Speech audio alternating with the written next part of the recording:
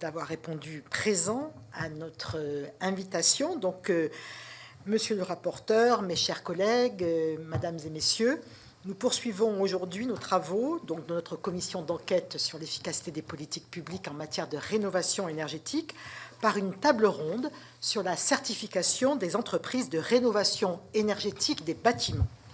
Nous recevons aujourd'hui les 3 organismes qualificateurs accrédités pour attribuer aux entreprises la mention RGE. L'organisme Qualifelec, représenté par Madame Alexandra Del Medico, déléguée générale.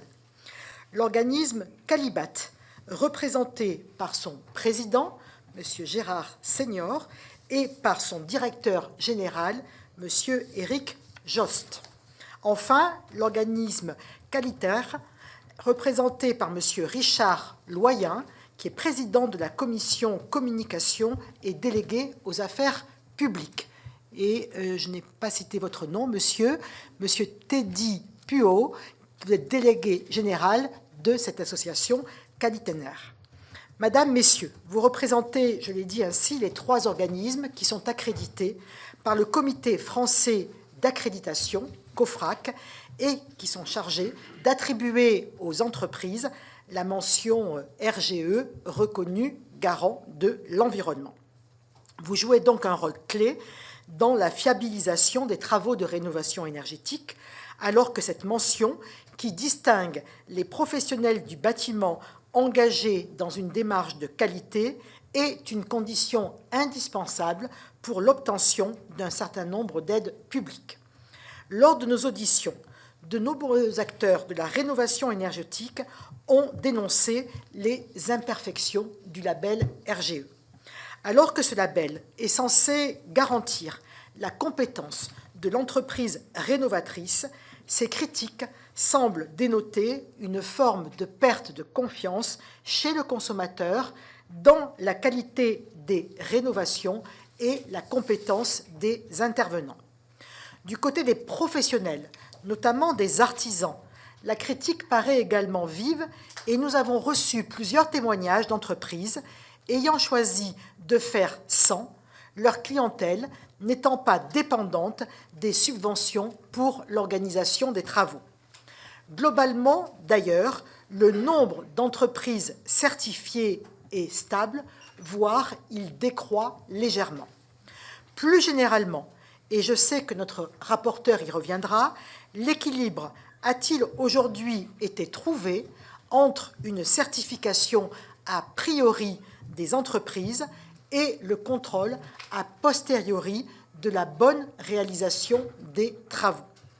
Partagez-vous ces constats? Quel bilan faites-vous du label RGE?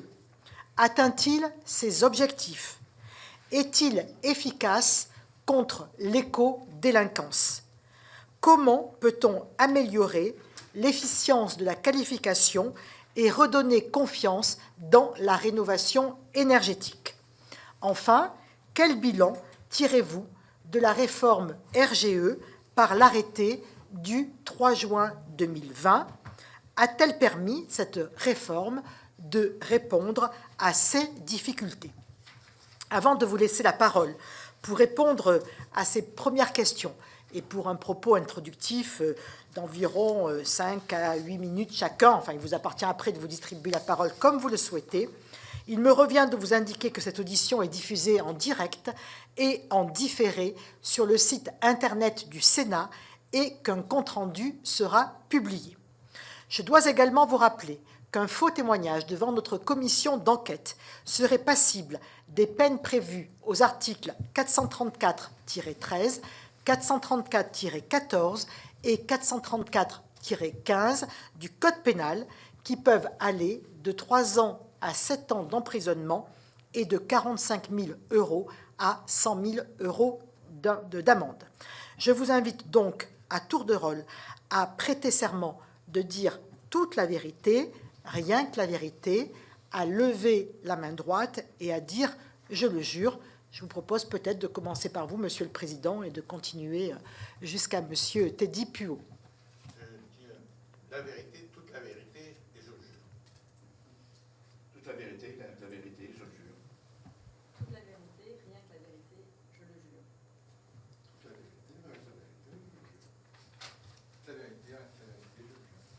Eh bien, je vous remercie. Je vais maintenant, bien sûr, vous laisser la parole. Ensuite, monsieur le rapporteur complétera mes questions et vous posera lui-même un certain nombre d'autres questions. Et puis, nous avons un certain nombre de nos collègues qui sont présents, membres de la commission d'enquête, et qui pourront également vous poser un certain nombre de questions. Donc, je ne sais pas comment vous souhaitez intervenir, si c'est dans l'ordre tel qu'il est là, si, madame, vous voulez commencer la première, à vous de décider. Alors, madame.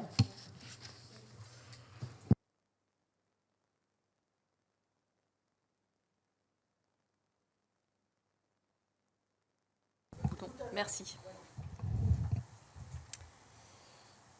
Donc, plusieurs questions ont été posées et ensuite, je pense que nous avons également une série de questions qui vont permettre d'orienter cette audition.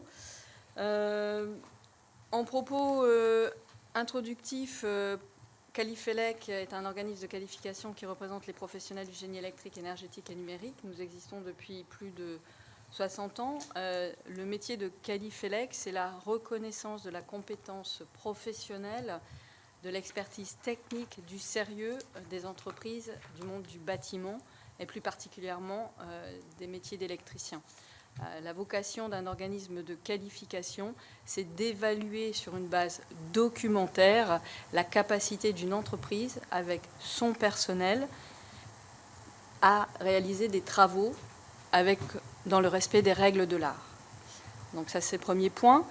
Le RGE est venu soutenir le marché de la rénovation énergétique et Qualifelec a été autorisé à porter cette mention RGE en complément de la qualification métier des entreprises du génie électrique, énergétique et numérique.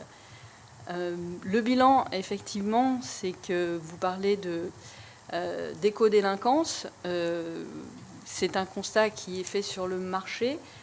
Ça représente une très faible proportion des entreprises qui ne sont pas représentatives du monde de la construction. Il faut bien le comprendre. Et notamment par rapport à l'évolution des C2E, ce qui ressort effectivement, c'est que ce sont des entreprises qui ont des structures nationales qui redéfinissent le marché du monde de la construction et qui mettent à mal finalement des professionnels sérieux qui n'y se retrouvent pas, et on le comprend bien, parce que les exigences s'ajoutent à une qualification professionnelle. Elles rajoutent des éléments qui sont tout à fait pertinents, mais au regard de ces éléments, effectivement, ils souffrent sans doute d'un manque de visibilité face à des organismes, des entreprises qui ont d'autres moyens de communication de la mise en avant des C2E. Donc il faut bien comprendre, et on respecte tout à fait le désarroi de ces entreprises qui ont à cœur de montrer leurs compétences. Le système RGE est essentiellement basé sur des éléments administratifs.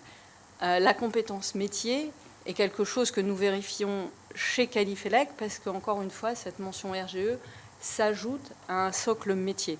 Et l'addition de ces éléments fait que chez Qualifelec, à ce jour, nous constatons très peu d'éco-délinquants dans les entreprises, parmi les entreprises qualifiées Qualifelec avec la mention RGE. Voilà ce que je peux dire par rapport aux premiers éléments que vous avez évoqués.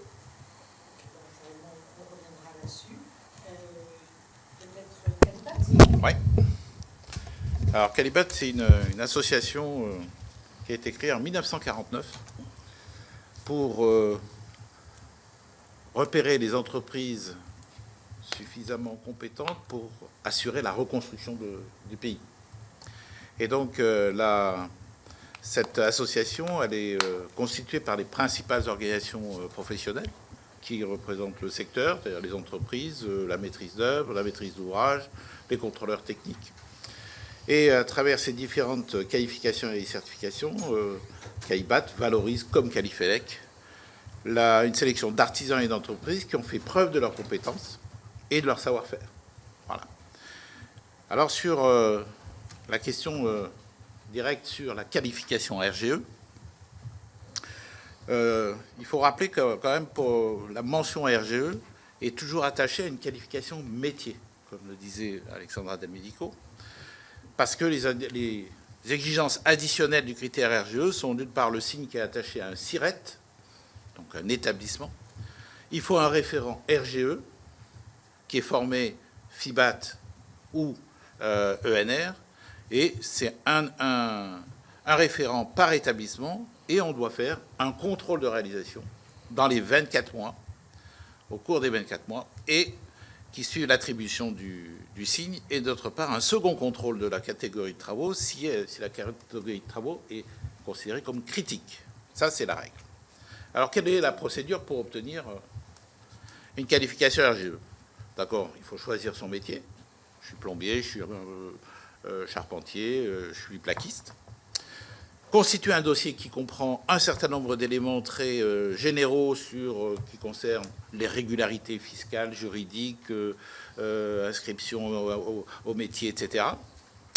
Et puis d'autre part, assurance aussi, on vérifie l'assurance, savoir si on a communication du chiffre d'affaires, des effectifs, et une partie technique qui atteste des compétences, le personnel, les références de chantier, les attestations de clients, etc. Et cette complétude de dossier, elle est vérifiée par Qualibat. Ça, c'est notre métier de qualificateur. Ensuite, le dossier est ensuite soumis à une commission d'examen chez Qualibat. Cette commission d'examen, qui est constituée de professionnels, des entrepreneurs, des artisans qualifiés, des maîtres d'ouvrage, publics ou autres, des bailleurs sociaux, ou des architectes, des bureaux d'études, des contrôleurs techniques, des assureurs. Donc on a l'ensemble de la filière qui est représentée. Et c'est cette commission-là qui est l'instance de décision, d'attribution de la qualification et de la mention RGE. Nous avons 130 commissions. Nous sommes répartis sur l'ensemble du territoire. Et on a 2700 membres bénévoles qui assistent à ces commissions. Alors, quelle est la spécificité de notre organisme? Nous, on a 35 agences dans le territoire, en métropole et à La Réunion. On a 160 personnes. Ces 130 commissions départementales sont à la fois départementales et nationales. Il y a les deux.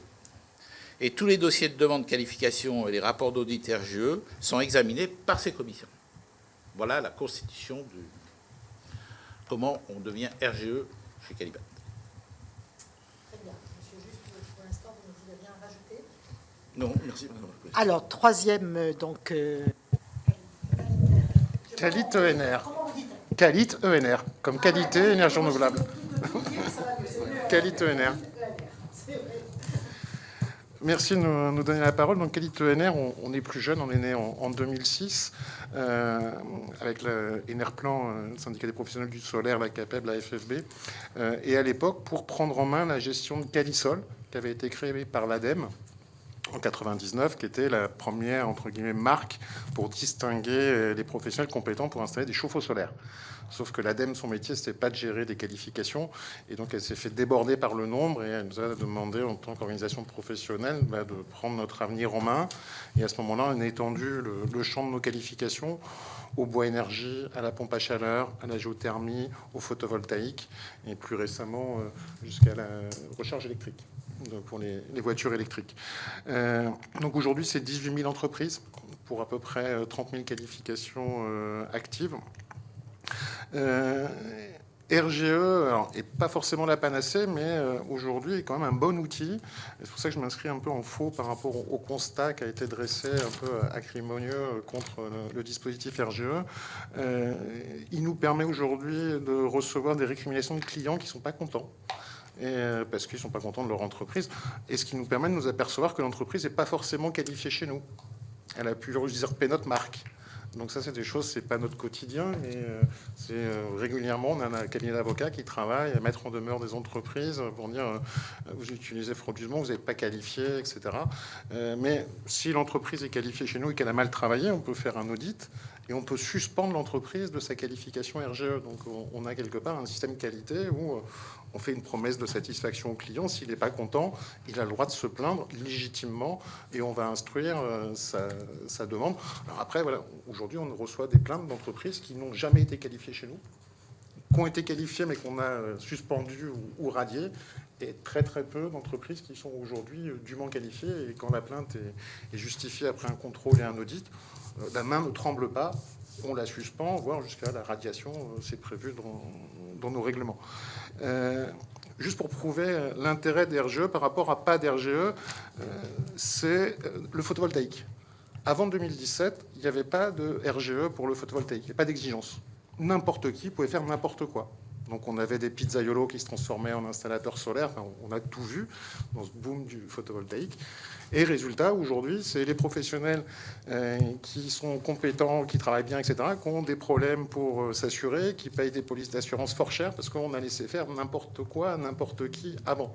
Depuis 2017, depuis qu'il y a l'exigence RGE pour bénéficier de la prime à l'autoconsommation et de la vente de surplus, on a assaini le marché.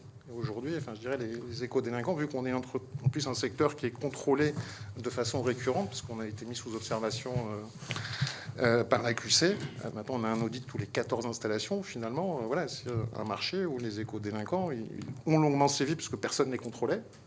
Mais depuis qu'il y a des contrôles récurrents, ils ont déserté le marché, ils sont allés ailleurs dans l'isolation à 1 euro. Voilà, mais maintenant ils reviennent un peu, pas forcément en étant RGE, en vendant de l'autoconsommation totale, où à ce moment-là, il n'y a pas besoin d'être RGE, et ils ne demandent pas d'aide, entre guillemets, parce qu'on a un marché qui gagne en maturité. L'intérêt d'RGE et de l'instruction qui est faite par l'équipe d'instructeurs de qualité ENR, c'est également de détecter des signaux faibles d'éco-délinquance. 2 que je voudrais porter à votre connaissance, des faux centres de formation qui étaient liés à des éco-délinquants. On s'en est aperçu comment? Parce qu'ils faisaient des faux en écriture avec le même formateur que nous, on avait agrémenté. Ils faisaient des formations aux 2 endroits en même temps. Un dans un vrai centre de formation, un dans un faux centre de formation. Et le centre de formation, il stampait vous avez réussi l'examen RGE, alors qu'il n'y avait jamais eu de session de formation. Donc ça nous a permis d'engager des poursuites, de faire suspendre ces centres de formation, alors que c'était des machines à tampons pour dire qu'il y avait des gens qui étaient compétents pour rentrer RGE. C'est dire l'attractivité de la marque RGE. L'autre signal faible détecté récemment, le stagiaire clone.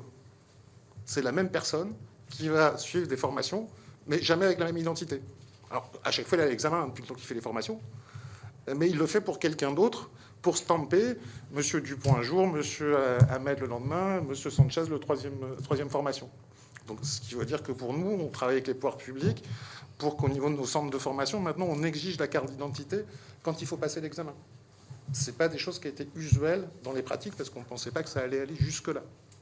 Donc voilà, RGE, ce n'est pas forcément la perfection, c'est un système qui est à parfaire, mais néanmoins, il nous permet de pouvoir intervenir s'il y a des clients qui se sont fait léser par une entreprise qualifiée. Ça peut exister. Il y a beaucoup de gens qui gravitent autour en se prétendant RGE qui ne le sont pas. Et c'est avec les pouvoirs publics qu'on doit lutter contre ces entreprises, parce que c'est elles qui font du mal au secteur. Et puis tout ce que je dis sur les signaux faibles avec des gens qui essaient d'avoir des fonds de tampons pour se prétendre RGE, faire vite des affaires et partir demain. Eh bien, je vais laisser la parole à notre rapporteur. Est-ce que vous pouvez simplement peut-être rappeler la différence entre qualification et certification? Non, il n'y a pas de... Oui, alors Madame la Présidente, la différence entre une qualification et une certification, c'est que généralement la qualification, elle est sous un régime d'accréditation qui à ce jour est la norme NFX 50091. Norme qui ne sera plus utilisée par le COFRAC, ce qui pose aussi la question de nos accréditations qui vont tomber en fin d'année. C'est un sujet urgent, important. Et les certifications qui sont sous le périmètre de la norme qui est une ISO-EN 17065. Donc dans le domaine de RGE, vous avez des qualifications et vous avez aussi des certifications. Là, les 3, nous délivrons des qualifications sur la base de la norme NFX. Ce sont des qualifications RGE. Et nous avons également chez Calibat une certification offre globale de rénovation qui est délivrée par notre service Certibat et qui est dans le périmètre de la 17065. D'accord. Je vous remercie de cette précision. Monsieur le rapporteur.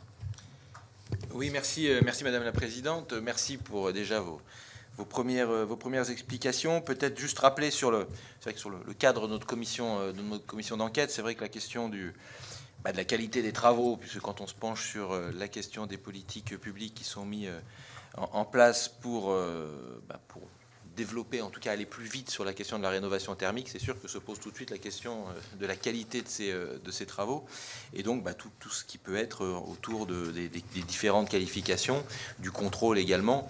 Et donc c'est vrai que du coup ce label RGE, au centre en tout cas de nos réflexions, puisque c'est vrai que quand on, à la fois avec MaPrimeRénov', etc., on réoriente des gens justement sur ces qualifications-là, et donc on doit s'assurer effectivement que ça fonctionne, et en tout cas qu'elles sont garantes en tout cas de qualité de travaux.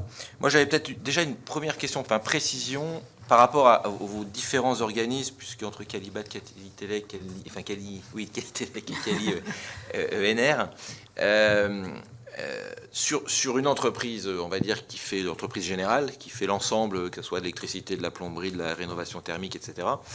En fait, quel type de qualification, quel type de RGE elle doit avoir, quoi. En gros, si je précise, est-ce qu'une entreprise générale qui a son RGE en électricité, par exemple, ou sur les ENR, peu importe, est-ce que ça suffit en tout cas pour ensuite appliquer et faire l'ensemble des travaux, c'est-à-dire d'isolation, etc., sans avoir d'ouvriers spécialisés sur ce sujet-là? Ouais, ok. Alors, ça va dépendre du domaine de compétences des différents organismes qualificateurs. Chez Calibat, on a tous les métiers du bâtiment, sauf les électriciens, qui sont donc chez Qualifelec. Mais après, une entreprise, une qualification, tout corps d'État n'existe pas. Ça va être des qualifications par métier. Et après, les qualifications métiers, elles permettent d'être RGE dans une catégorie de travaux RGE. Et les catégories de travaux RGE, elles sont déterminées par le décret du 3 juin 2020.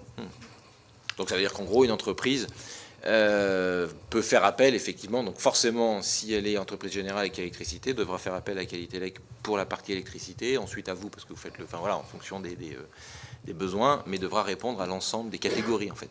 On peut avoir effectivement un plombier électricien, qui, pour la partie catégorie de travaux, radiateur ou émetteur électrique, va être RGE chez Qualifelec, et pour la partie isolation thermique par l'intérieur, parce qu'il fait des salles de bain, il va être chez Calibat. Ça peut arriver. Merci déjà pour ces précisions. Non, sinon, de manière peut-être plus générale, sur la question, sur la conformité, en tout cas sur le résultat, parce que c'est vrai que du coup, on a des entreprises qui ont leur RGE, qui fait confiance, en tout cas les personnes qui vont faire confiance, et c'est vrai que sur les différentes études qu'on a pu avoir, alors il y en a beaucoup, on va dire, que ça soit sur Que Choisir. Il y avait un rapport du CGEDD là, qui avait été fait, je crois, il y a 1 an à peu près, et qui, avec des retours quand même sur des faibles taux de conformité, en tout cas que ce soit sur l'isolation, que ce soit sur les travaux qui sont réalisés. Et donc ils peuvent justement poser question, de se dire on a justement ce label RGE, et puis derrière, quand on a fait des contrôles, quand on regarde la réalisation des travaux, on n'a pas le résultat en tout cas escompté. Et c'est ce que disait aussi madame, c'est que du coup ça se répercute en fait sur toute la profession, puisque quand on a quelques entreprises qui du coup sont défaillantes, effectivement ça va rejaillir sur l'ensemble de la profession. Et donc ma question, elle était plutôt savoir s'il manque justement plus de, c'était ce qui est souligné dans pas mal de rapports, de contrôle a posteriori. Et d'ailleurs, il y a pas mal d'entreprises qui plaident pour justement avoir beaucoup plus de contrôle en fin de travaux, en fin de chantier, pour justement garantir et que les entreprises qui font bien leur boulot, ça soit validé. Et puis que celles qui le font moins bien, en tout cas, elles soient mises de côté. Et donc, je voulais savoir si, du coup, il y avait à la fois des réflexions, ce que vous pensiez, en fait, de cet aspect-là. Ce qui me fait peut-être dire aussi, quand vous avez dit, Qualitelec, que vous aviez peut-être moins de problématiques, en tout cas, sur votre secteur. Est-ce que c'est lié, par exemple, au consuel? C'est-à-dire que est-ce qu'il y a une démarche, du coup, de consuel qui est dans la profession déjà intégrée en tout cas, et donc de se dire de toute façon il y aura un contrôle fin de chantier et je devrais être conforme, et donc du coup c'est déjà quelque chose qui est intégré. Et derrière du coup c'est ma question, c'est que c'est vrai qu'on a eu pas mal de retours, je crois que quand on avait reçu les représentants d'EDF, qui justement proposaient en tout cas à orienter en s'appuyant sur le consuel et en se disant est-ce qu'il ne pourrait pas y avoir un dispositif qui pourrait ressembler au consensuel sur d'autres aspects du chantier, mais forcément du coup avec un contrôle après travaux et qui vient garantir en fait la qualité des travaux. Donc je voulais avoir votre avis là-dessus, en tout cas, savoir, et puis aussi ce qu'on a pu avoir, certains qui nous disent en fait, justement cette labellisation en fait elle n'est pas elle n'est pas tellement efficiente, en tout cas elle ne garantit pas totalement une qualité de travaux. Et ce qu'on a vu aussi, et qui est quand même confirmé quand on a rencontré aussi les représentants de différentes entreprises, en disant, et puis la présidente l'a rappelé, le nombre de RGE est stable, voire en baisse, et qu'on a plutôt des entreprises, souvent de qualité, qui font le choix délibéré de ne pas aller vers le RGE, parce qu'elles estiment à la fois ne pas en avoir besoin, et que ce ne sont pas forcément les moins bonnes entreprises, quoi. Et donc voilà, ce lien en tout cas entre le label et puis du coup la qualité et des entreprises qui se disent à la rigueur, qui s'en détournent en tout cas. Et ça c'est vrai qu'on l'a pas mal vu remonter. Et donc savoir si se dire est-ce que ce principe d'un label qui du coup est défini en se disant voilà, les travaux sont très bien réalisés, et le contrôle a posteriori, à la rigueur sans label, et de se dire voilà, à partir du moment où les travaux sont bien faits, je dirais quel que soit ça définit de toute façon la qualité de l'entreprise, et c'est quand même ce qu'on souhaite, quoi. Donc un peu votre avis là-dessus, et je sais que c'est pratiqué, je crois que c'est en Allemagne où il y a plutôt ce système de contrôle après coup. Savoir aussi si vous avez peut-être des avis sur ce qui peut se faire dans d'autres pays, en tout cas des retours sur ce qui peut se faire dans d'autres pays, sur justement la qualité des travaux. Voilà, merci. Monsieur Seigneur, après Monsieur Puot, Madame aussi. Alors d'abord, il est important pour nous, Calibat, on va vous donner nos statistiques, parce qu'on a une convention avec l'État qui nous oblige à faire un rapport annuel, et aujourd'hui, sur les 56 000 entreprises qui sont qualifiées chez nous, on a 44 000 environ professionnels RGE. Sur ces 44 000 professionnels RGE, comme je vous l'ai dit tout à l'heure, on a des auditeurs qui vont auditer les chantiers. Et donc, on a 16 000 audits par an. Les dernières statistiques, c'est de 2022. Ces 16 000 audits, on a 83% d'audits sans non-conformité. Ensuite, on a 9% environ de non-conformité mineure. Donc, on est à 92% de travaux qui sont de qualité pour nos chantiers, pour nos entreprises qualifiées. Ce qui est tout mélangé dans les discussions et dans ce qu'on entend un petit peu, discussions de comptoir et autres sur le RGE, c'est on mélange le RGE, le C2E, MaPrimeRénov' et tout ça. Et c'est pas la même chose. Les C2E, c'est un produit financier. Il y a des industriels du C2E qui ont monté leur business plan là-dessus. On va chercher les aides, et notamment, ce qui a beaucoup endommagé la réputation en général des travaux, c'est les travaux à 1 euro. Il y a des éco-délinquants qui se sont mis sur ce marché-là, parce qu'il suffisait, en plus, on avait un public de précaires, on leur dit c'est à 1 euro, ils disent oui, j'y vais, bien sûr. Et puis, les travaux ne sont pas forcément bien faits en général. Les contrôles C2E, ce ne sont pas les contrôles RGE. Nous, on a une grille qui a été bien établie, on a les mêmes avec l'ensemble des organismes de qualification. Et ces grilles-là, elles sont dans le décret. Et un audit de RGE n'a rien à voir avec un contrôle C2E. Le contrôle C2E va comparer la surface, va voir s'il y a des travaux.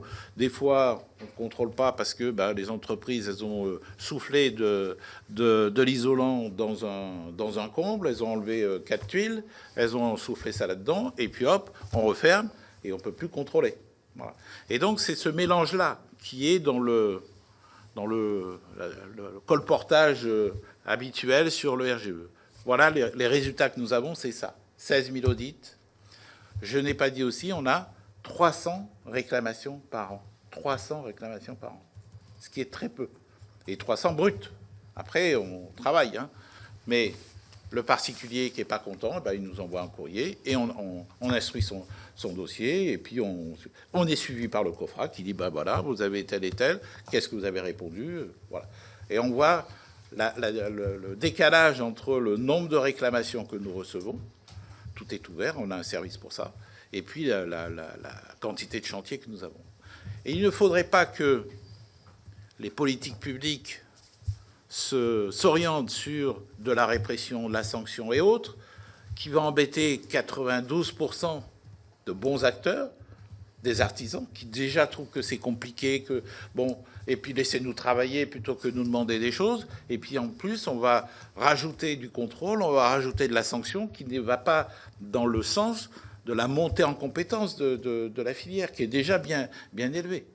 Et que nous, en tant qu'organisme de qualification, on est dans un écosystème avec les organisations professionnelles. Lorsqu'on repère un certain nombre de choses de non-conformité, ben, on le dit à nos administrateurs, FFV-Capeb, et qu'eux, avec leurs organisations, les organismes de formation, eh ben, montent en compétence leurs ouailles. Voilà.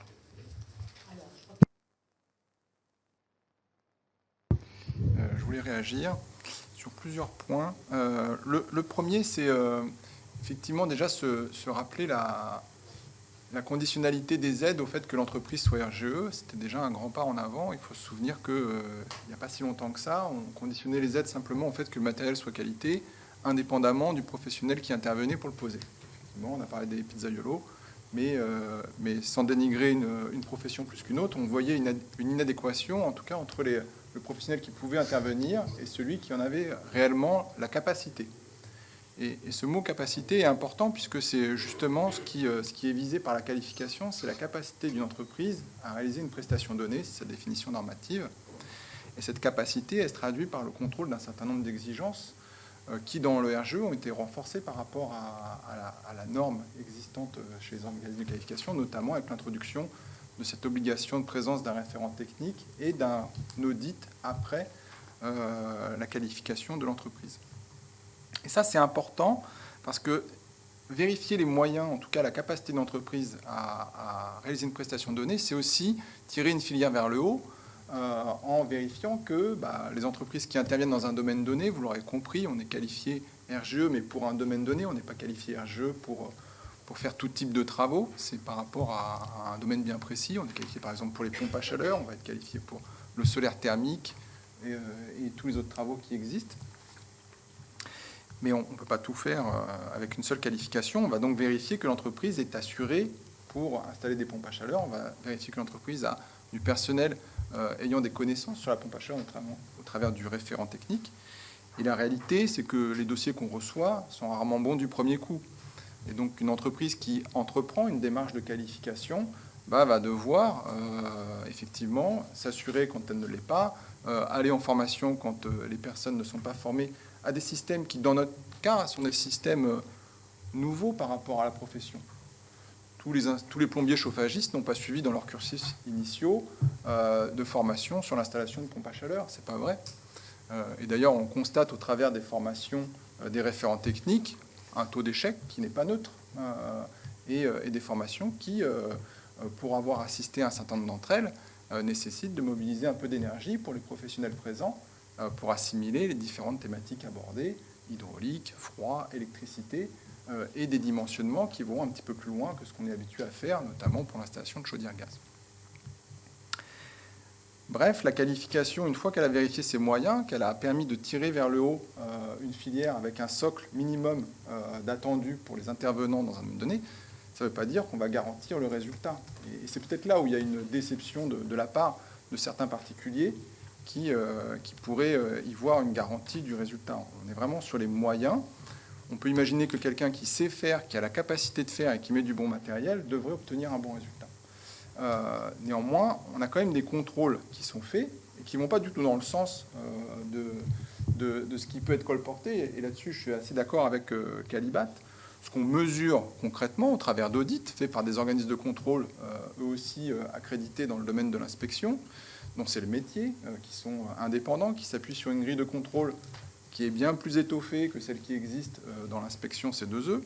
Ce qu'on constate, c'est que globalement, il y a peu d'écart. Aujourd'hui, on constate, nous, à qualité ENR, entre 80 et 85% d'installations qui ne présentent pas d'écart ou quelques écarts jugés mineurs. Donc la très grande majorité des installations ne présentent pas d'écart, et celles qui en présentent sont corrigées. Donc on est bien dans une logique d'amélioration continue. On a vérifié que la personne avait la capacité, et si elle fait des erreurs, elle les corrige. Si elle ne les corrige pas, elle est suspendue automatiquement, et donc retirée du dispositif.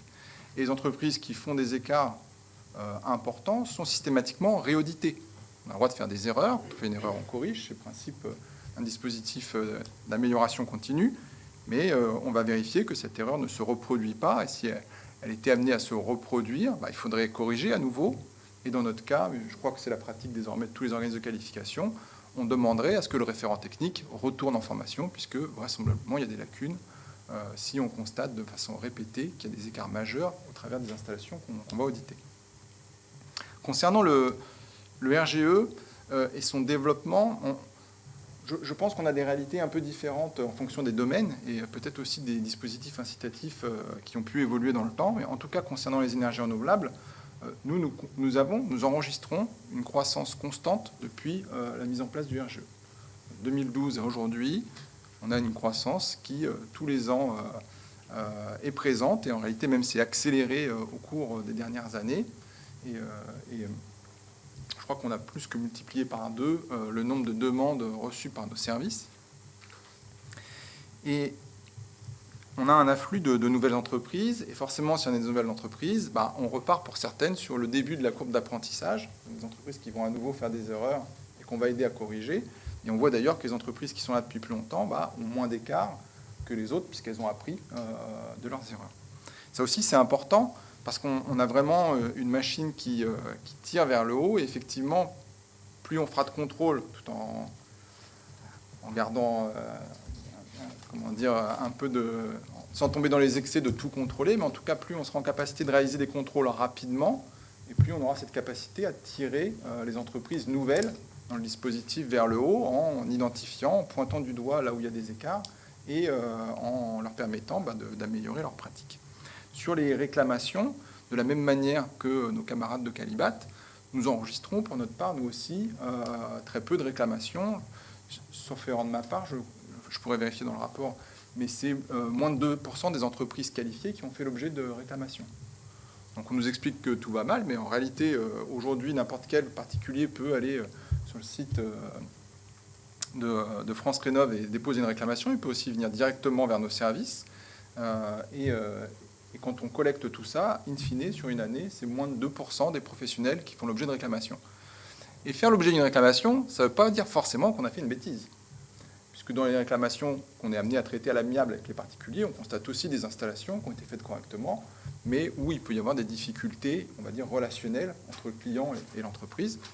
Il est vrai néanmoins que les statistiques sur les audits sur signalement, des audits qu'on va diligenter en plus des audits classiques dans le cadre de la qualification, les résultats sont globalement moins bons que ce qu'on peut constater sur les audits faits, on va dire, de manière aléatoire dans le cadre de la qualification, puisque je crois qu'on est à un audit sur 2 qui présente un écart majeur, versus tout à l'heure, je vous l'ai dit, environ 20%.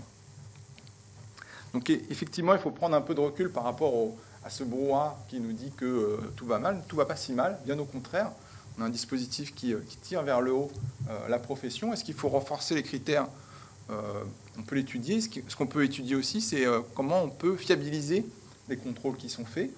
On a, dans notre cas, on vous le décrit tout à l'heure, des publics qui sont agiles pour essayer de passer au travers des critères existants, c'est qu'ils ne sont pas si mauvais. Quand on essaie de contourner un critère existant, c'est que concrètement, il est irritant pour ceux qui essaient de le contourner. On vous donnait l'exemple du contrôle pour la formation, mais on a un certain nombre de critères. Plus on aura cette capacité à aller chercher l'information à la source, collecte des références, par exemple, auprès du PNC2E, des choses qui se mettent en place, qui se sont mises en place très récemment, c'est une bonne chose. Si on peut fluidifier ce process-là, ça va dans le bon sens. Essayer d'aller chercher l'information à la source sur les assurances pourrait être aussi un moyen de fiabiliser, en tout cas, le contrôle que la police d'assurance n'a pas été modifié par le professionnel. On a des axes comme ça qui peuvent être travaillés pour, on va dire, vraiment éviter les tentatives de faux qu'on constate parfois même sur des documents assez surprenants. Les statuts, c'est à la main de l'entreprise, elle peut modifier ses statuts, les redéposer. On constate néanmoins qu'il y a des professionnels qui nous envoient des faux statuts pour justifier d'une activité dans un domaine qui n'ont pas inscrit sur les statuts initiaux. Donc il y a un enjeu effectivement de continuer à accompagner la filière, et je pense qu'il y a des choses sur lesquelles on pourrait être aidé sur faciliter la collecte des documents ou des informations à la source, et pourquoi pas imaginer des contrôles supplémentaires, mais il faut être vigilant à ne pas punir non plus des professionnels qui, on le voit, à force d'être audités, en réalité, ont des résultats très positifs. Et donc, il ne faut pas punir ceux qui font déjà bien. Oui, je voulais juste ajouter, au niveau de qualité ENR, on a réussi à industrialiser le contrôle qualité des installations d'énergie renouvelable, qui était quelque chose qui n'existait pas. Il n'y avait pas de référentiel quand on a commencé. Donc l'année dernière, c'était quasiment 14 000 audits qui ont été réalisés, à 80% qui sont bons. L'échange de données avec le PNC2E est vraiment important, parce que ça peut nous permettre d'aller contrôler des installations qui aujourd'hui ne sont pas déclarés par des entreprises. Donc l'entreprise rentre dans la qualif, elle fait des chantiers et elle ne nous le dit pas. Donc nous, on ne peut pas aller contrôler, sauf si le client se plaint. Alors que si on savait que l'entreprise Tartampion, elle a fait X installations, on pourrait aller contrôler. Donc ça, aujourd'hui, sans cet échange de données, on ne peut pas. Et par ailleurs, parce que le contrôle, tous les bons, pour choper quelques mauvais, ça peut coûter aussi cher, etc. Donc on aurait aussi besoin d'avoir une task force contre l'éco-délinquance avec les services de l'État, parce qu'aujourd'hui, un organisme de qualification de professionnel, c'est pas le fisc. On n'a pas de pouvoir de contrôle, on n'a pas la répression des fraudes. Et aujourd'hui, si on pouvait plus facilement travailler ensemble pour signaler telle entreprise, parce qu'on a beaucoup de retours. Il y a aujourd'hui la pub sur Internet. Peut-être moi, j'ai vu que le moteur de Google, je suis trahi par mes cookies, mais je ne peux pas lire un journal sans que j'ai de la pub d'éco-délinquants en ligne. Ils font même ils taguent les pubs, les vidéos YouTube des Nerplans. Avec écoutez-nous 5 minutes, on va vous faire économiser 80% sur la facture, alors que c'est jamais plus de 40%. Donc aujourd'hui, on a besoin d'agir contre cela, parce qu'ils agissent en toute impunité pour berner le français moyen, entre guillemets, pour récupérer son adresse, lui envoyer un commercial. Donc voilà, c'est des choses. Et puis renforcer également l'information des consommateurs. Je sais que nous, côté Enerplan, on va travailler avec Qualité ENR pour sortir une note juridique pour que le Français qui tombe dans la main de l'éco-délinquant qui lui a vendu une installation solaire fort chère, il puisse s'en dédire jusqu'à 14 jours à la livraison du matériel chez lui. Donc ça veut dire qu'entre le moment où il a commandé et le moment où on va lui livrer le matériel, et 14 jours après, il peut se défaire de sa commande. Et ça, il faut le faire savoir, entre guillemets, aux Français. Et c'est pas parce qu'ils ont signé, sauf s'il a acheté sur foire, malheureusement, mais dans tous les autres cas, il peut quand même se dépatouiller. Donc n'achetez pas sur foire, jamais. Et pour le reste, on va donner les outils pour que les consommateurs puissent se défendre eux aussi contre les aigrefins. Madame Del Medico, est-ce que vous voulez rajouter quelque chose au niveau de Qualifelec? Oui, volontiers, merci. Alors, Qualifelec ne représente que 12% de certificats RGE par rapport à la totalité des certificats Qualifelec. Donc, nous sommes bien conscients que nous ne sommes pas les mieux placés pour porter et vous donner un avis sur le fonctionnement du label RGE et des C2E. Néanmoins, Qualifelec, dans son activité aujourd'hui, délivre 5000 certificats IRVE dans un contexte réglementaire. Et à ce jour, au niveau de la délivrance des certificats IRVE, on n'a pas de non-conformité et on n'a pas dû radier une entreprise suite à une réclamation ou une plainte ou à un audit. En ce qui concerne la partie RGE, néanmoins, qui est le sujet des bornes de recharge de véhicules électriques, infrastructure de recharge pour véhicules électriques, excusez-moi. En ce qui concerne la partie RGE, à ce jour, on a 1667 entreprises qui sont qualifiées avec une mention RGE. Sur 2022, on a effectué 800 audits de performance, contrôle de réalisation. On a eu 3 non-conformités qui ont été levées après la production du rapport d'audit, et ça n'a engendré aucune suspension ni radiation. Donc, à ce jour, les chiffres que vous évoquez, on ne les a pas à l'échelle de Qualifelec et on n'a pas de retour de l'ADEME de ces non-conformités majeures qui posent problème sur le marché. On n'a que les chiffres de Qualifelec que l'on fournit chaque année à la DGEC, à la DHUP et à l'ADEME. Madame, vous parliez, ou monsieur, excusez-moi, vous parliez de l'Allemagne. L'Allemagne, il faut comprendre que pour créer une entreprise, l'accès au métier est encadré avec une production de diplômes. Aujourd'hui, un boulanger, ce qui a été évoqué tout à l'heure, peut créer une entreprise dans le monde de la construction. C'est pour ça que le rôle de Qualifelec et des organismes de qualification est justement d'analyser sur une base documentaire, différence entre qualification et certification. La qualification est une revue documentaire qui est gérée par les pairs, donc par des professionnels, qui ont toute liberté pour demander les éléments complémentaires et s'assurer que sur un examen documentaire, le profil en personnel fait la démonstration de la compétence métier. Cette compétence va se faire sur la base de CV, diplôme et d'une analyse complète de l'écosystème de l'entreprise. Et cette analyse documentaire, il faut comprendre que c'est quelque chose qui est adapté au monde du bâtiment. Un système de certification n'est pas envisageable pour le monde du bâtiment parce que trop complexe et trop sur la notion de service. Aujourd'hui, en France, on a cette chance d'avoir des entreprises de structure artisanale, et Qualifelec en qualifie beaucoup,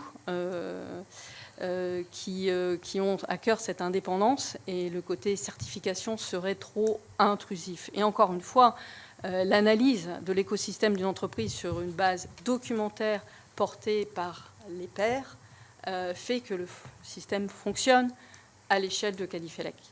Donc ça, c'est un point important.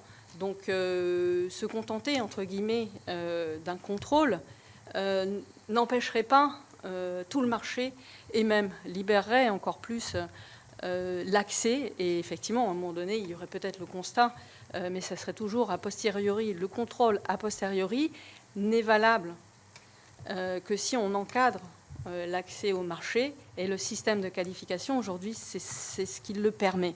Donc ça, c'est un point important. Après, oui, contrôle aléatoire. Vous avez évoqué Consuel. Chez les électriciens, encore une fois, je parle de ce que je connais. Nos électriciens ont l'habitude de subir des contrôles, de réaliser des audits sur la sécurité et la conformité aux normes. Donc le métier des électriciens est normé, c'est un constat, et ils ont l'habitude d'être contrôlés par le Consuel ou des bureaux de contrôle quand ils sont sur des marchés orientés tertiaires. Ce contrôle est basé sur la sécurité, sur le respect des règles de l'art. Il n'est pas basé sur la performance. Ce que vérifient les audits, les contrôles de réalisation, qui sont après coup, c'est également la performance. On pourrait très bien donner mission à des organismes de contrôle de rajouter cette notion de performance et peut-être faire qu'il n'y aurait qu'un seul système de contrôle unique.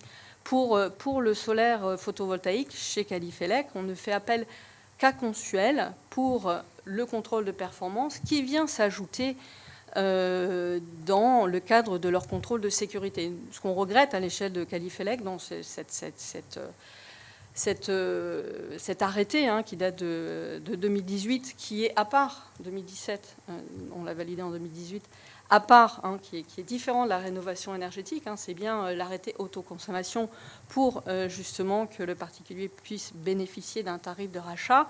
Le Consuel a une mission pour vérifier la sécurité selon un système de contrôle qu'il maîtrise, qui est à hauteur de 20% des installations, mais c'est lui qui a la volumétrie, c'est lui qui connaît la population d'électriciens. On a demandé, Qualifelec a demandé à Consuel de faire ces 7% d'audit de performance. Encore une fois, Consuel, quand il arrive sur un chantier, si l'installation n'est pas en sécurité, il va refuser l'injection réseau. Si l'installation n'est pas performante, il va nous renvoyer un rapport avec des non-conformités. Mais il ne va pas empêcher le professionnel de continuer. Et il va rester sur sa volumétrie des 20%.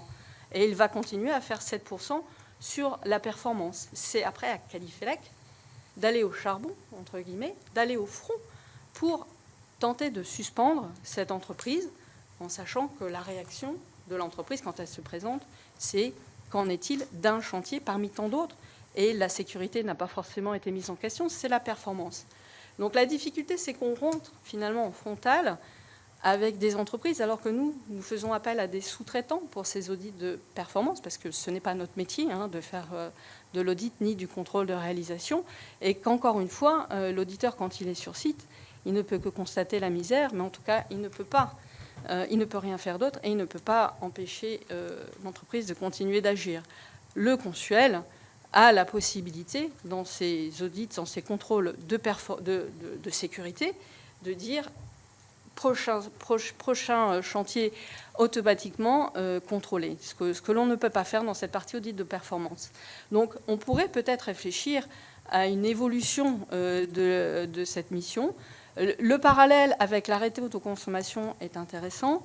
Le parallèle avec le décret IRVE, où là, effectivement, vous avez une seule association qui pilote le programme des C2E, vous avez une association qui encadre les programmes de formation, vous avez ensuite les centres de formation qui établissent et qui constituent leur propre programme de formation selon le cadre, mais surtout selon leur population de professionnels, parce que c'est important qu'un centre de formation puisse délivrer une formation qui corresponde aux attendus de sa population. Et vous avez ensuite un organisme de qualification, Qualifelec, qui va agréer ces centres de formation, mais pour la qualification Qualifelec et pour la population de ces électriciens. Donc là, tout est encadré dans une logique à chaque fois de cohérence où chacun va dans son domaine d'expertise.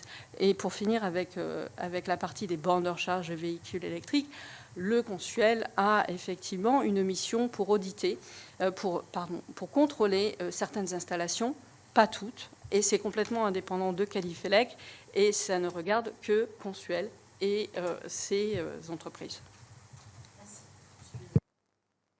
Juste, je voulais rajouter, alors, Consuel fait du contrôle de conformité électrique, ça c'est son métier de base. Il travaille pour nous également, aux côtés de Cadit ENR, sur le contrôle des installations photovoltaïques. Sur le cadre du contrôle de performance, au sens, j'aurais mis les modules face nord ou avec des ombrages, etc. Nous, ça nous est rapporté comme un écart majeur.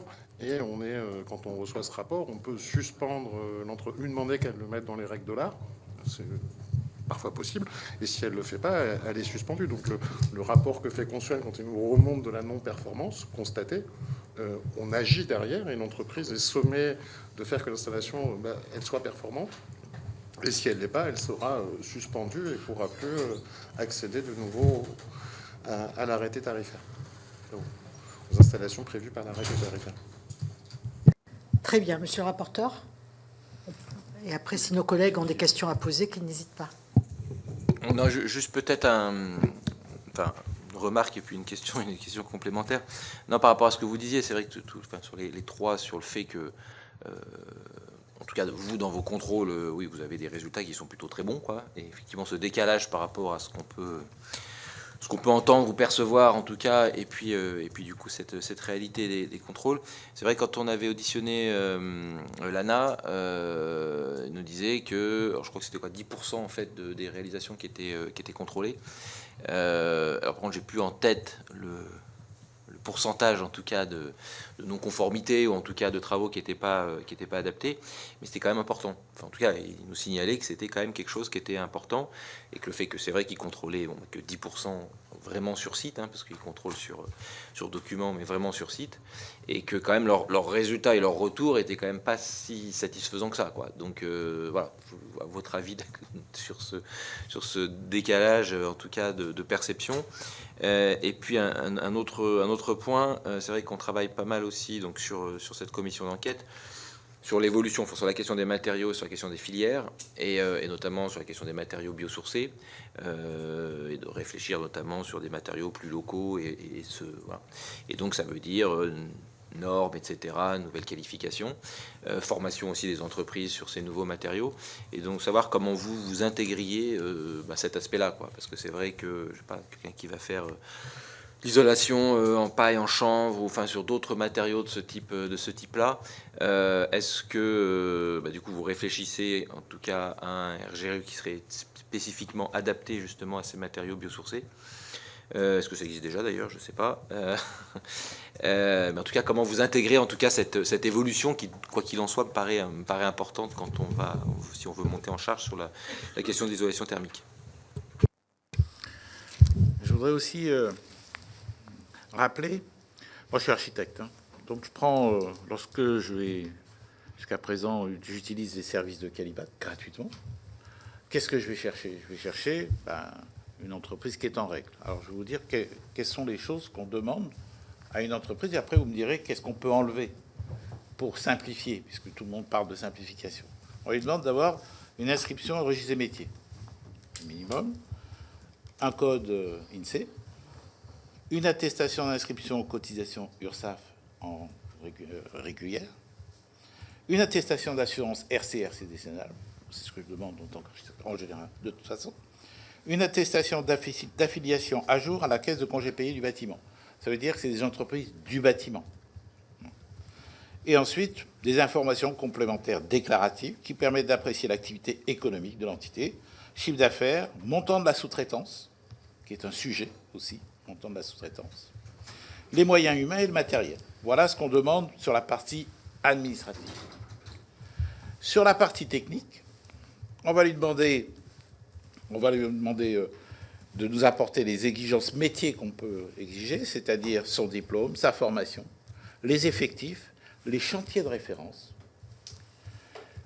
les devis et factures, les notes de dimensionnement qui permettent d'apprécier le métier, en fait, compte. Et que ces éléments-là vont être appréciés par, justement, les professionnels, puisque c'est la NFX 50091 qui fait que, justement, cette qualification est attribuée par les pairs. Et pour le RGE, on a un signe RGE qui est attribué par SIRET, comme je disais tout à l'heure, une exigence de formation FIBAT ou ENR, et puis un contrôle de réalisation. Qu'est-ce qu'on peut enlever pour simplifier la chose? Pas grand-chose. Si on enlève quoi que ce soit, je ne vois pas quelle responsabilité on pourrait avoir en disant, bah oui, on va leur demander quoi en moins en administratif, et puis d'avoir un métier. Donc ça remet les choses en place aussi par rapport au brouhaha sur simplification du RGE. Celui qui n'est pas capable de fournir ça, moi, en tant qu'architecte, je ne le prends pas. C'est le minimum qu'on peut attendre. Après, on va lui demander des références. Donc, comment on peut améliorer ça? Je pense qu'il y a déjà le fait que les contrôles que nous faisons sont suffisamment probants. Par contre, il y a un travail à faire sur les éco-délinquants. Ça, oui, c'est ceux-là qui pourrissent effectivement la réputation du signe RGE. Aujourd'hui, une entreprise doit nous fournir 5 références de chantier.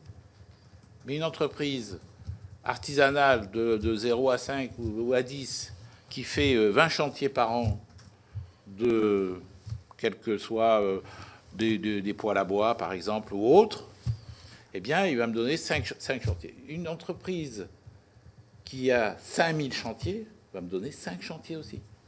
Est-ce logique? Là, il y a un sujet. D'autre part, si on a accès à l'ensemble des chantiers, et on l'a demandé à l'ADEME de nous mettre en commun cette base de données de l'ensemble des chantiers déclarés, parce que c'est effectivement là-dedans qu'on devra piocher. Ça nous donne le volume par entreprise. Ça nous permet aussi de dimensionner aussi les audits en fonction de ça. Or, il y a un problème qui nous a été soulevé par l'ADEME sur la propriété des données personnelles, le RGPD. C'est ça qui bloque aujourd'hui.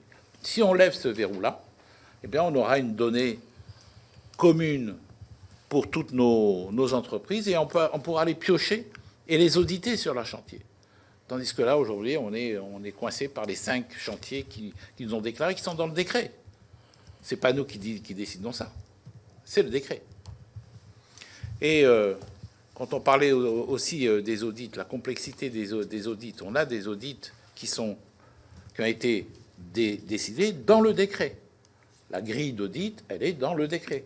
Ce n'est pas nous qui décidons. Et il y a une différence, effectivement, de complétude du contrôle, parce que nous les avons élaborés avec, justement, la DHUP et la DGEC. ces grilles d'audit pour avoir une bonne vision, et avec les professionnels, bien entendu, pour avoir une bonne vision de la qualité du travail. Des contrôles C2E, ça n'a rien à voir. Ce n'est pas du tout le même objectif. L'objectif du C2E, c'est de voir, j'ai le bon isolant, et j'ai la bonne surface, mais il ne contrôle pas les écarts au feu, par exemple, et donc on peut avoir des conséquences importantes, et il y en a eu, sur l'incendie de certains bâtiments. Donc ce n'est pas du tout les mêmes objectifs. Nous, on a un contrôle de la qualité des travaux, tandis que les C2E ont un contrôle de la conformité par rapport à un certain nombre de critères qui sont beaucoup plus réduits que les nôtres. Que parmi de collègues, oui, Laurent Saumon. J'en aurais trois petites. Est-ce que pour les particuliers qui veulent une rénovation... Mets ton micro, Laurent. Oui, trois petites questions. La première, c'est justement par rapport à la possibilité des particuliers qui veulent faire une rénovation. Est-ce qu'ils ont la possibilité d'avoir accès justement aux entreprises qui sont qualifiées Qualibat, Qualifelec ou Quali ENR? Première question. Oui, tout à fait. C'est l'annuaire de France Rénov. D'accord. On envoie la base de données, nous, quotidiennement, je ne sais pas, Qualifelec aussi, ou Quali ENR aussi, c'est mis à jour tous les jours. Oui, c'est-à-dire que les particuliers ne sont pas toujours au courant, je dirais, de où se renseigner pour pouvoir consulter si les entreprises qui les sollicitent, comme vous l'avez dit tout à l'heure, avec notamment les éco-délinquants, s'ils sont véritablement... Parce qu'on peut avoir très bien l'estampille sur son estafette, hein, je veux dire, ça c'est facile à imiter. On reçoit des courriers Internet de la même manière, donc c'était ma première question. Donc a priori c'est possible via France Rénov, j'ai compris. La deuxième, c'était, vous dites dans les entreprises générales, mais Guillaume Gontard l'a posé un petit peu, mais je voudrais avoir une précision. Dans une entreprise générale, il y a l'obligation, donc il y a une qualification par métier. Donc vous vérifiez que chacun des métiers, charpentier, maçon, que sais-je, a bien la certification Qualibat pour chacune des professions. Oui, la qualification est par métier. Donc si c'est une entreprise générale, elle va avoir 10, 15, 20 qualifications. Et si elle a une activité pour laquelle elle n'est pas qualifiée, elle va le sous-traiter à une entreprise qui, elle, est RGE et qualifiée pour cette activité. Et donc chaque entreprise, là, vous avez dit un référent qualité, quelle est sa composition, je vais dire, ou en tout cas quel est son rôle et quelles sont ses qualités? Alors, il y a deux choses. Il y a le référent technique et le référent RGE. Le référent RGE, c'est celui qui a eu la formation correspondant. Donc, soit je suis dans le domaine de l'isolation et la chaudière, et à ce moment-là, c'est une formation FIBAT qu'a suivi cette personne, et c'est cette personne qui, normalement, est sur le chantier. Soit je suis dans le domaine des énergies renouvelables, et à ce moment-là, j'ai une formation PAC, si j'ai un signe RGE PAC. J'ai une formation chaudière-bois, si j'ai un signe RGE chaudière-bois. J'ai une formation qui est adaptée en fonction de la catégorie de travaux. Si je peux me permettre, oui. Le référent technique, c'est celui qui détient la compétence métier et qui va être analysé par un comité de qualification de professionnels, d'experts. Le référent RGE, c'est celui qui a fait la formation, et la formation, elle est spécifique par typologie d'ENR, ou effectivement, dans l'efficacité énergétique, c'est une formation globale FIBAT Rénov qui est en cours de révision. Nous, côté de qualité ENR, un référent technique ou RGE, c'est le même, c'est celui qui a la compétence dans la filière renouvelable dans laquelle est sollicitée la qualification, qui doit avoir réussi sa formation professionnelle et que l'entreprise, par ailleurs, respecte l'ensemble des exigences d'un point de vue assurantiel, métier, etc. Je voulais juste rebondir sur la question de M. Gontard sur la différence entre les stades de l'ANA de non-conformité. Est-ce que nous, on peut rencontrer côté ENR, on serait assez intéressé dans les stades de l'ANA spécifiquement sur les travaux d'énergie renouvelable, parce qu'il n'y a pas la même notion de nombre de travaux, d'isolation, etc., de changement de fenêtre par rapport à la spécificité des chantiers ENR, qui est une base plus restreinte, entre guillemets. Et sur la notion de filière, les énergies renouvelables ne sont pas aujourd'hui, stricto sensus, concernées par cette notion d'écomatériaux. Par contre, il y aurait une vraie réflexion à avoir sur cette notion de filière, sur nos besoins de ressources humaines. On a besoin, d'ici 2025, de 20 000 installateurs solaires. On les forme où, quand, avec qui? Et ça, aujourd'hui, si on veut réussir la transition et cette accélération de la transition, on a besoin de compétences qui viendront grandir les forces de nos entreprises. Alors, moi, je voudrais, peut-être pour Calibat, parce que vous nous avez précisé le nombre d'entreprises qui, le nombre d'audits plutôt, 8% d'audits que vous avez considérés comme étant non conformes. Est-ce que vous pourriez nous donner les chiffres, à partir de ces audits considérés comme non conformes, le chiffre des entreprises qui ont pu être radiées ou suspendues? Alors, une entreprise qui a une non-conformité, elle va être suspendue dans la foulée. Dans la foulée, d'accord. Dans la foulée. Il va y avoir un deuxième audit qui va être déclenché sur un autre chantier pour voir si le cas qui a été examiné est récurrent ou si c'est une erreur à un moment donné. Voilà. Et après, l'ensemble des rapports va être passé devant la commission d'examen. Et c'est la commission d'examen qui va procéder au retrait de la qualification ou en demandant au référent ou au responsable technique de faire une mise à niveau en termes de formation. Mais par exemple, sur l'année 2022, est-ce que vous avez le chiffrage des entreprises qui ont été finalement radiées, suspendues, après avoir eu un premier contrôle, puis un deuxième? Environ un tiers. Environ un tiers des 8% qui D'accord. perd son synergieux dans le cadre du processus. D'accord. Et le fait que, parce que les entreprises, elles ont la liberté de s'adresser à Califelec, à Calibat, à Qualité ENR. Donc voilà, c'est une liberté totale. Est-ce que pour vous, c'est susceptible d'entraîner des risques de distorsion, ou est-ce que vous délivrez vos accréditations et vos qualifications dans le même temps? Est-ce qu'elles pourraient tenter d'identifier l'un des trois parmi vous parce que l'accréditation ou la certification ou la qualification serait donnée plus rapidement? Oui, l'entreprise peut s'adresser indifféremment aux uns aux autres. Après, on n'a pas de base de données commune que nous partageons entre organismes de qualification pour savoir si l'entreprise est qualifiée chez un tel ou chez un tel, et de même si on lui retire le signe et quel est le motif du retrait du signe. Et est-ce qu'il y a des entreprises qui ont pu être chez Calibat, puis changer, aller chez un autre d'entre vous? Et est-ce qu'éventuellement il y a les arguments ou les motifs qui sont donnés à ce moment-là, ou je ne sais pas, quand elles viennent voir un deuxième organisme comme vous, en vous disant, ben voilà, moi j'étais jusqu'à présent chez Calibat, je viens chez vous, est-ce qu'il y a des motifs qui sont donnés, ou est-ce que pas du tout, ou vous ne les demandez pas forcément? Bon, déjà, la première chose, c'est que tous les organismes de qualification ne posent pas tous les domaines. Oui. Donc, en réalité, ce jeu d'aller d'un organisme à l'autre, ça peut vite s'arrêter, puisque, par exemple, sur l'isolation, il n'y a que Calibat. Sur les domaines où il y a une concurrence, effectivement, il pourrait y avoir cette tentation d'aller d'un organisme à l'autre, s'il a fait l'objet de sanctions. Néanmoins, alors pour les sanctions liées aux audits, il y a peu de communication aujourd'hui, mais en tout cas, pour les sanctions liées à l'éco-délinquance, et j'imagine que derrière votre question, c'est ça qui se cache.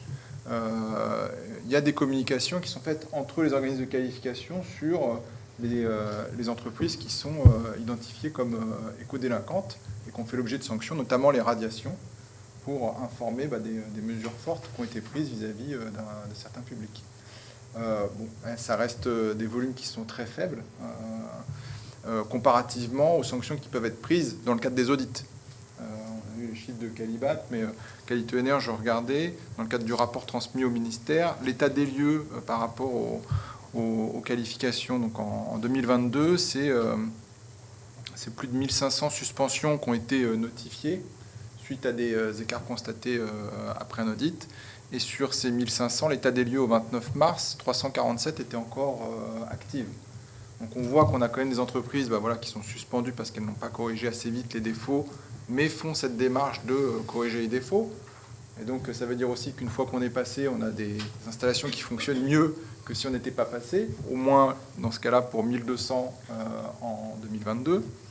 Ça veut dire aussi que ceux qui ne font pas cet effort-là sont suspendus et donc perdent leur label RGE, en tout cas chez nous, et vraisemblablement à ce petit jeu-là rapidement de manière générale, puisque il y a peu de qualifications qui sont dans tous les organismes en même temps. Moi, j'ai encore une question, et peut-être après, bien sûr, monsieur le rapporteur. Bruno Le Maire a annoncé, alors j'ai plus les chiffres exacts en tête, mais qu'à l'horizon 2025, c'est peut-être 250 000 entreprises. Ah ben voilà, 250 000 entreprises RGE. Est-ce que vous pensez que c'est crédible et que voilà, qu'il a la volonté ou l'ambition d'eux, mais est-ce que vous pensez que concrètement, c'est très court? 2025, c'est demain. Aujourd'hui, on en a combien? Vous nous rappelez le chiffre? Entreprises RGE. En global, si on additionne tous nos chiffres, on doit être à peu près à 70 000. D'accord. Donc c'est colossal quand même. Donc en l'espace de grosso modo un peu moins de 2 ans. Pour vous, ça vous semble réaliste? Mais au plus fort du RGE, c'est en 2017. On avait à peu près 90 000 professionnels RGE, mais entités professionnels RGE. Si nous, aujourd'hui, du côté Calibat, on en a 45 000, ça représente plus de 550 000 salariés. Donc des bras, il y a un certain volume de bras. D'ailleurs, les entreprises en 2020 ont fait plus de travaux qu'elles n'en faisaient en 2017, alors qu'il y avait plus de professionnels RGE. Donc il y a peut-être cette notion de quelle est la mobilisation des effectifs dans l'activité rénovation aujourd'hui aussi. Voilà. Donc mais après il y aura la question qui a été soulevée tout à l'heure, qui est aussi de la formation, de l'accompagnement, de la montée en compétences. Monsieur le rapporteur, est-ce que vous avez encore des questions? Pour compléter, oui. Je peux donner aussi des chiffres, puisqu'on en est là-dedans. On a, pour les entreprises qualifiées chez Calibat, 821 000 salariés sur 1,2 million 200 000. Donc on a quand même 69% des salariés des entreprises qui sont qualifiées chez nous. Chiffre d'affaires global, 140 milliards et des brouettes sur 150 milliards pour le BTP. Donc les entreprises aujourd'hui qui sont chez nous représentent quand même une très grande majorité des acteurs. Après, vous nous dites d'affirmer ou non la volonté d'un ministre, on ne va pas se permettre. On l'a croisé dans le hall quand même. Par contre, on a pris les mesures pour se dimensionner pour ça, au sein de Calibat en tout cas. Oui, on a entendu le président Macron, on a entendu monsieur le maire, monsieur le ministre. Et bien, dès qu'on a entendu ça, quand on est rentré à Kléber, je peux vous dire, on s'est dit, bon, bah, il va falloir s'y préparer. Après, bah, si l'objectif c'est 250 000, bah, oui, notre travail, c'est de se dimensionner pour ça. Après, le recrutement, c'est pas que nous. Oui. Juste un chiffre, Madame la Présidente. Vous disiez tout à l'heure que l'effectif des RGE, il était, Monsieur le rapporteur aussi, stable ou même à la perte. Il faut savoir que la perte de professionnels RGE, ce sont sur les petites entités. C'est les entités de moins de 5 salariés. Les entités de plus de 20 salariés sont vraiment stables, voire même viennent vers le RGE alors qu'ils n'étaient pas hier. Parce que ce sont des entreprises d'une certaine taille, c'est des entreprises qui généralement ont la démarche d'aller vers la qualification métier, puisqu'on est plutôt dans une approche B2B et non pas vers les travaux de particuliers. Donc par exemple aujourd'hui, des entreprises de 20 salariés qui font de l'étanchéité viennent vers le RGE parce qu'elles font de la rénovation de copro, alors qu'elles ne le faisaient pas nécessairement hier.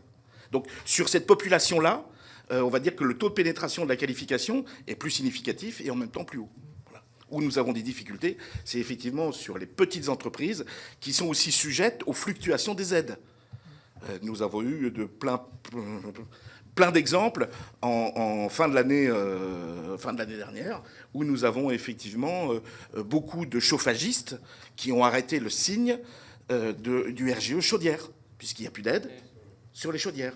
Donc du coup, le chauffagiste qui est toute énergie, il faut qu'il soit capable de répondre à diverses choses. Il va garder son signe RGE PAC, mais le signe RGE chaudière, il va l'abandonner. Mais on a des contre-exemples aussi. Par exemple, sur les fenêtres, on a eu un reflux au moment où il y a eu une baisse de la prise en charge de changement de fenêtre.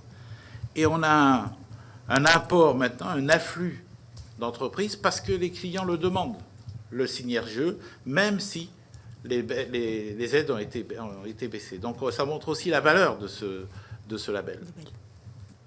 Monsieur le rapporteur. Non, mais c'est peut-être justement pour aller dans ce sens-là, et puis ce qui a été dit justement sur la comparaison avec l'Allemagne, parce que c'est vrai que si on écoute le ministre qui dit qu'il faut aller en gros vers vraiment une massification en fait du RGE, du coup se pose la question de se dire est-ce qu'il ne faudrait pas le rendre obligatoire, quoi. C'est-à-dire est-ce que le fait qu'on ait des qualifications plus poussées en fait pour chaque entreprise, qui fait que voilà, pour s'installer, que ce soit en isolation, en électricité, voilà, qu'on ait ce minimum en fait de formation qui permettent ensuite de ne pas avoir cet aspect-là de dire je choisis et enfin voilà, on sait que on fait appel à une entreprise, elle a de fait, parce qu'elle a installé cette qualification, quoi. Enfin, qu'est-ce que vous pensez de... Je pense que pour la lecture, à la fois pour le particulier et pour les entreprises aussi, il faudrait qu'il n'y ait qu'un seul signe. RGE, plutôt que d'avoir RGE, C2E, MaPrimeRénov', parce que pour certains chantiers, on peut avoir le cumul des trois pour le même chantier, pour la même entreprise, ce qui est absurde quand même. Donc si on avait le plus complet, c'est le contrôle, c'est les audits RGE. Prenons cet audit-là, qui soit la référence maintenant pour les contrôles pour l'ensemble, pour l'audit, pour l'ensemble des opérations. Ça va aussi nettoyer un peu le paysage dans l'esprit à la fois des entreprises et des clients finaux. Oui, c'était juste pour dire, nous, dans le domaine des énergies renouvelables, on ne voit absolument pas de régression, mais une croissance constante, et y compris des petites entreprises qui, loin de se détourner des qualifications dans le domaine des énergies renouvelables, y viennent. On va vers de la massification de développement des énergies renouvelables. Ça veut dire qu'à un moment aussi, on aura un marché qui sera vraisemblablement plus aidé, parce que c'est aussi la fin du quoi qu'il en coûte, qui sera moins aidé. Et finalement, c'est... Comment est-ce qu'on pilote un marché avec une régulation un peu naturelle? Et aujourd'hui, celui qui pourra peut-être demander la qualification, c'est le banquier. Parce que lui, il finance des travaux. Et pour que le ménage rembourse, il faut qu'il y ait des économies. Et donc, il faut que l'installation, là je parle du point de vue ENR, elle rende le service pour lequel elle a été prévue. Parce que si elle ne rend pas le service, c'est une facture d'énergie qui augmente et quelqu'un qui ne peut pas payer son prêt. Donc peut-être que demain, la régulation de la qualification de l'entreprise dans un marché mature, ça s'appelle le banquier, ça s'appelle l'assureur. Parce que si je fais installer une installation photovoltaïque par un professionnel qui n'est pas RGE, qu'est-ce qui peut arriver à ma maison? Est-ce que j'ai un risque incendie? Est-ce que j'ai un risque électrique? Voilà. Alors que si c'est géré par un professionnel qualifié RGE, l'assureur et le banquier sont plutôt rassurés. Donc voilà, c'est un peu les exigences. Il va falloir qu'on essaime aussi. Ça veut dire quoi? Qu'on présente les résultats d'audit. Moi, je milite pour qu'on partage nos résultats d'audit sur le photovoltaïque. Depuis 2017, on est un secteur sous surveillance. Donc, on a un audit tous les 14 installations. À un moment, ça fait 6 ans, on pourrait se dire qu'est-ce qu'on a mesuré en termes d'évolution de qualité? Quand est-ce que les assureurs vont prendre en compte cette sonde systématique? Parce qu'aujourd'hui, ils ne regardent pas nos résultats d'audit et ils nous disent ouais, mais on a des sinistres qui datent des matériels qui ont été installés avant 2017, donc qui étaient en intégré bâti. Aujourd'hui, ça n'existe quasiment plus, l'intégré bâti, on fait du surimposé. Et vu qu'ils regardent dans le rétroviseur, sans regarder la jauge du présent, ils nous disent ah, vous êtes quand même un secteur, c'est compliqué, ça coûte cher de s'assurer, voire on ne vous assure pas. Donc voilà, il y a des choses à prendre en compte, mais on a ce travail à faire avec le secteur bancaire, le secteur assurantiel, pour qu'ils se disent un professionnel qui est compétent dans son domaine RGE, on peut lui faire confiance pour financer les travaux. Est-ce que ces secteurs montrent aujourd'hui de la frilosité, de la volonté? Alors, le secteur assurantiel réassurera pleinement le solaire après 2027. En mai, je peux même vous donner la date, presque le jour. Parce qu'en fait, ils ont le risque de décennal qui s'applique sur tous les matériels qui étaient en intégré bâti. Parce qu'avant 2017, non seulement n'importe qui pouvait faire n'importe quoi dans le domaine solaire, mais en plus était obligé de casser son toit pour faire de l'intégré bâti. Résultat, il y a des désordres qui arrivent 4, 5, 6 ans, 8 ans après. Depuis 2017, on fait de l'intégré, surimposé bâti. Donc, entre guillemets, tous les risques sont ultra limités. Et donc, on n'est plus sur les mêmes technologies, mais eux considèrent encore les pathologies de l'ancienne techno. Donc, passé mai 2027, ils auront purgé leur risque décennal et ils seront très enclins à assurer le secteur. Dans notre devoir d'apporter un service à nos qualifiés, on a développé un partenariat avec la SMAPTP qui, dans ses évaluations de risque, lorsqu'une entreprise vient lui demander une assurance décennale, intègre dans sa cotation le fait qu'il soit qualifié ou non. Donc, il a une réduction, qui n'apparaît pas sur la prime, mais la prime est calculée par rapport à ça. Donc ça, c'est un élément aussi important vis-à-vis de nos qualifiés, et d'autre part, qui montre aussi que selon l'assureur, le fait d'être qualifié a une valeur pour lui sur les risques. Non, j'avais une dernière, mais vraiment pour être très précis. C'est le principe justement de qualification. Enfin, en gros, entreprise d'isolation thermique. Comment ça se passe vraiment? Qu'est-ce que je dois fournir? Bon, j'ai vu l'ensemble des documents. En termes de chantier, enfin, le contrôle se fait sur quoi et comment? Pour obtenir en fait mon label RGE, je suis une nouvelle entreprise, je m'installe et comment ça se passe? Donc, je ne vais pas revenir sur l'aspect de l'ensemble des documents. Je précise quand même que les documents aujourd'hui, on est partenaire MPS, donc marché public simplifié, et donc on peut aller chercher la data directement auprès des services de l'État. Donc demain, on ne demande plus les URSSAF, on va chercher si l'artisan, l'entreprise est à jour de ces URSSAF. Donc la partie, on va dire, administrative est en train d'être allégée avec cette possibilité d'aller chercher directement les données. Et ça, c'est important. Après, évidemment, ça va être surtout sur la partie technique, où là, l'entreprise doit tout simplement nous prouver qu'elle a les compétences, le savoir-faire, le matériel et les hommes pour pouvoir réaliser des chantiers en isolation thermique par l'extérieur, par exemple. Donc on va lui demander des références de chantier, on va lui demander des attestations de travaux signées par des clients, on va lui demander des devis, des factures, on va lui demander les fiches techniques des produits mis en œuvre, on va lui demander la liste de son personnel, depuis quand, quelle est leur classification, le responsable technique qu'on évoquait tout à l'heure, ou le directeur technique, quel est son CV, quels sont ses diplômes, et on va inventorier l'ensemble des moyens et matériels et humains et des réalisations faites par l'entreprise. Et c'est ça qui va être examiné par la commission d'examen, qui est donc avec tous les acteurs du secteur, et qui va dire oui, on lui donne, non, on lui donne pas. Donc du coup, sur cette phase, donc là, après, ensuite, il a son RGE. Donc sur cette phase-là, il n'y a pas de contrôle sur site, quoi. Non. Donc il y a juste des références de chantier et des... Exactement. Et après, il va donc nous déclarer, nous, dans les 6 mois qui suivent l'attribution du signe, puisqu'on doit faire un contrôle sous 24 mois, on va s'adresser à l'entreprise, on va lui dire déclarer un nouveau chantier, voilà, les fameux 5 chantiers, à minima à nous déclarer, et on va en choisir un sur lequel on va aller faire l'audit. Ce qui veut dire que... C'est lui, donc sur les 5, c'est lui qui va donner 5 chantiers. C'est lui qui donne 5 chantiers. Et ça revient sur ce que vous disiez tout à l'heure, c'est la donnée qui pour nous est essentielle. Si on avait les retours des contrôles ANA, si on avait les retours des contrôles des obligés, on aurait une visibilité autre sur les professionnels RGE. Et aujourd'hui, on ne l'a pas. Si on avait la base de données commune de tous les chantiers aidés, nous pourrions aller chercher aléatoirement les chantiers. Et c'est d'ailleurs comme ça que nous arrivons à sortir des éco-délinquants. C'est parce qu'ils ont fait 5000 chantiers dans l'année. On leur demande leur CRM, on leur demande une liste de chantiers. On les choisit aléatoirement. Et en choisissant aléatoirement sur ces 5000 chantiers, c'est pas de chance. On va faire 5 audits sur 5 chantiers différents. Et sur chaque chantier, il y a des non-conformités avec des écarts majeurs, mettant parfois en péril la vie des occupants.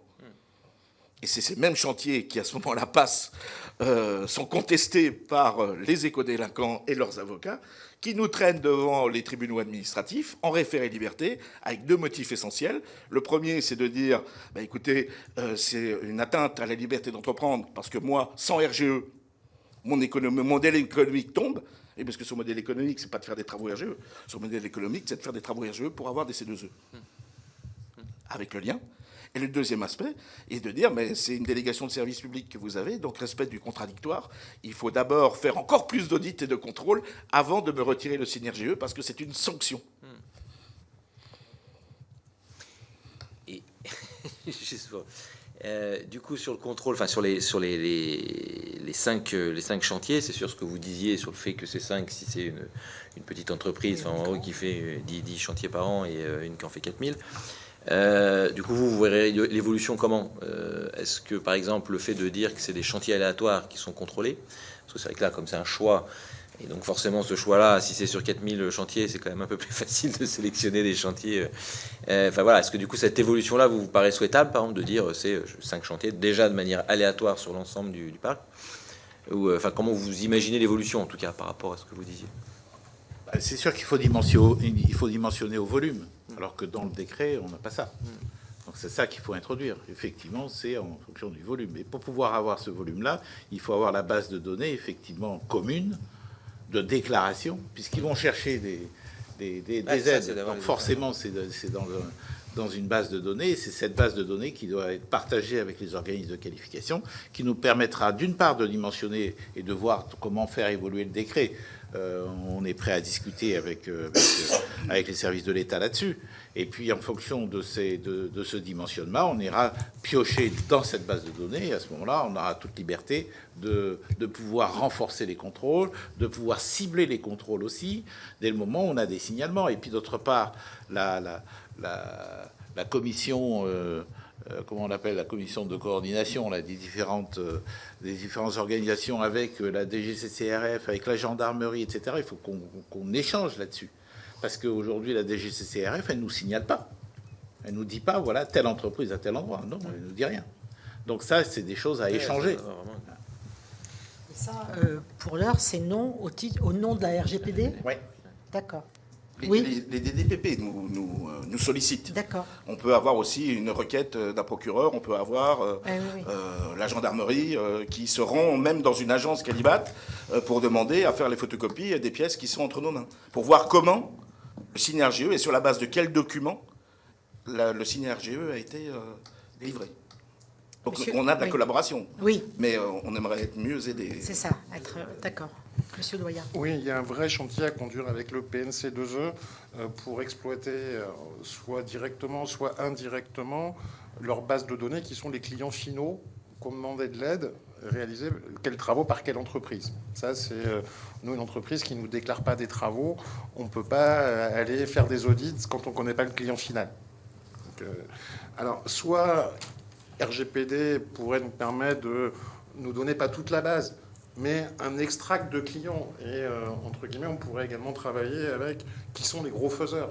Parce que finalement, il y a des entreprises qui font énormément de C2E, et puis on en a plein qui en font un petit peu. Donc sur ces gros faiseurs, on n'a pas besoin d'avoir leurs 4000 clients. Mais s'ils nous faisaient un extract de 50 chantiers alors qu'on doit en contrôler 5, ça nous donnerait déjà une base. On ne travaillerait pas RGPD. Ou alors, peut-être, c'est que les audits C2E deviennent des audits RGE. Ils se mettent au même niveau de contrôle et ils nous donnent le résultat. Qu'on puisse nous communiquer des choses. Ou bien, oui. Moi j'ai quand même le sentiment qu'on demande aux délégataires et aux obligés de faire quelque chose qui n'est pas tout à fait dans leur ADN, à savoir faire des contrôles. Alors même qu'on a des organismes de qualification dont c'est la mission de vérifier que l'entreprise a les moyens, voire au travers des audits, réalise correctement ses chantiers. Et effectivement, si on avait accès plus facilement à la donnée sur les clients finaux, ce qu'on a déjà partiellement aujourd'hui, hein, on a déjà des accords avec le PNC2E, mais sur des volumes qui sont faibles en termes d'échantillonnage, on pourrait, comme cela existe sur le photovoltaïque, comme cela existe sur le forage de géothermie de minime importance, en ayant accès à cette donnée-là, faire les contrôles qui sont aujourd'hui faits par d'autres organismes. Et encore une fois, pas en interne, puisque de toute façon, c'est sous-traité à des organismes compétents en la matière, des organismes d'inspection ou de contrôle. Mais l'avantage de les faire dans nos organismes de qualification, c'est qu'on a cette capacité de sanction que n'ont pas nécessairement les obligés et les délégataires. Vous voyez très bien que si on a des cartons rouges qui sont sortis par Calibat, Qualifelec ou KITENR, ça peut très rapidement mettre hors jeu un éco-délinquant, ce qui est plus difficile pour les obligés délégataires qui finalement se repassent la patate chaude en disant bon ben voilà, je ne travaille plus avec vous, il va aller voir quelqu'un d'autre, et sans que nous ayons l'information que le professionnel se comporte mal. Donc, effectivement, il y aurait peut-être un intérêt à simplifier les démarches, puisque pour l'entreprise, il n'y aurait qu'un interlocuteur par rapport au contrôle, un interlocuteur qu'elle connaît, et coordonner ces contrôles pour faire en sorte que quand il y a des écarts, ils soient corrigés. À ma connaissance, il n'y a pas d'obligation de correction, en tout cas pas de contrôle sur le terrain quand il y a des écarts majeurs dans le cadre du C2E. Je parle avec des réserves, mais c'est ce que j'ai pu comprendre. Ce qui n'est pas le cas pour les organismes de qualification, où il y a des contre-visites qui sont réalisées. Et en cas de problématique, on a cette capacité de sanction, non pas nécessairement nos camarades. Donc je pense qu'il y a peut-être effectivement un intérêt de redistribuer les cartes pour fluidifier un peu les choses et améliorer la qualité des audits qui sont faits et les suites qui sont données en cas de malfaçon. Bien, écoutez, je vous remercie de ces échanges qui ont été très, très intéressants. Merci beaucoup, Madame et Messieurs. Si vous avez des éléments que nous n'aurions pas abordés de vive voix et que vous souhaitiez, par rapport au questionnaire que vous avez pu recevoir, nous donner un certain nombre de précisions, n'hésitez pas à les faire remonter vers l'administration de la commission d'enquête. Et on vous souhaite une bonne fin de journée. Merci beaucoup. Merci.